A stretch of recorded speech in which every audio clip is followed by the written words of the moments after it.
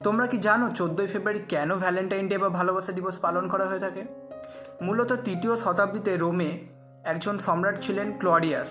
তিনি বিশ্বাস করতেন যে যারা অবিবাহিত সৈন্য আছে তারা বিবাহিত সৈন্যদের থেকে বেশি ক্ষমতাপূর্ণ এবং শক্তিশালী।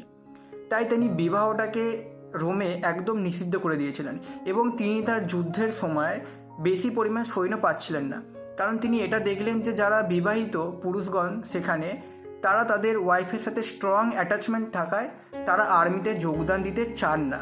তাই বিবাহটা সম্পূর্ণ সেখানে নিষিদ্ধ রাখলেন। সেখানে একজন খ্রিস্টান যাজক ছিলেন, তিনি হলেন সেন্ট ভ্যালেন্টাইন। তিনি এই আইন প্রথা না মেনে লুকিয়ে লুকিয়ে প্রেমিক প্রেমিকাদের বিবাহ দিতেন।